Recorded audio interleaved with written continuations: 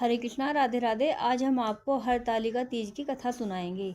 हरतालिका तीज का व्रत भाद्रपद की मास की शुक्ल पक्ष की तृतीया को किया जाता है। इस दिन शंकर पार्वती जी की बालू की मूर्ति बनाकर पूजन किया जाता है।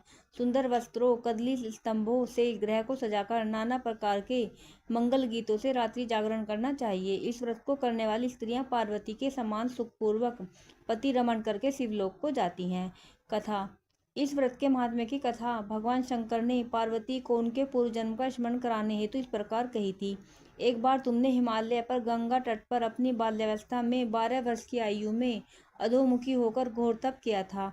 तुम्हारी कठोर तपस्या को देखकर तुम्हारे पिता को बड़ा क्लेश होता था। एक दिन तुम्हारी तपस्या और तुम्हारे पिता के क्लेश के कारण नारद जी तुम्हारे पिता के पास गए और बोले कि विष्णु भगवान आपकी कन्या से विवाह करना चाहते हैं। उन्होंने इस कार्य हेतु मुझे आपके पास भेजा है। तुम्हारे पिता ने विष्णु जी के प्रस्ताव को सहर्ष स्वीकार कर लिया।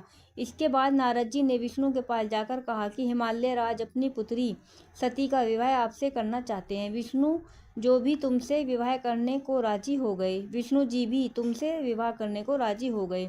नारद जी के जाने के बाद तुम्हारे पिता ने तुम्हें बताया कि तुम्हारा विवाह विष्णु जी से तय कर दिया है। यह अनहोनी बात सुनकर तुम्हें अत्यंत दुख हुआ और तुम जोर जोर से विलाप करने लगी। एक अतरंग सखी के द्वारा विलाप का कारण पूछने पर तुमने सारा वृत्तांत सखी को बता दिया कि मैं शंकर भगवान से विवाह के लिए कठोर तप कर रही हूँ। उधर हमारे पिताश्री विष्णु के साथ मेरा संबंध करना चाहते हैं। क्या तुम मेरी सहायता करोगी? नहीं तो मैं अपने प्राण त्याग दूंगी। तुम्हारी सखी बड़ी दूरदर्शी थी। वह तुम्हें एक घनघोर जंगल में ले गई। इधर तुम्हारे पिता तुम्हें घर में न पाकर बहुत चिंतित हुए। मैं विष्णु जी से उसका विवाह करने का वचन दे चुका हूँ। वचन भंग की चिंता से वह मूर्छित हो गए। इधर तुम्हारी खोज होती रही। तुम अपनी सहेली के साथ नदी के तट पर एक गुफा में मेरी तपस्या करने में लीन हो गई। भाद्रपद शुक्ला की तृतीया को हस्त नक्षत्र में तुमने रेत का शिवलिंग स्थापित करके व्रत किया और पूजन तथा रात्रि जागरण भी किया। तुम्हारे कठिन तप व्रत से मेरा आसन डोलने लगा। मेरी समाधि टूट गई। मैं तुरंत तुम्हारे पास पहुंचा हूँ और वर मांगने का आदेश दिया। तुम्हारी मांग तथा इच्छानुसार तुम्हें मुझे अर्धांगिनी के रूप में स्वीकार करना पड़ा। तुम्हें वरदान देकर मैं कैलाश पर्वत पर चला गया। प्रातः होते ही तुमने पूजा की समस्त सामग्रियां को नदी में प्रवाहित करके अपनी सहेली सहित व्रत का पारण किया। उसी समय तुम्हें खोजते हिमालय राज उस स्थान पर पहुंच गए। बिलखते हुए तुम्हारे घर छोड़ने का कारण पूछने लगे।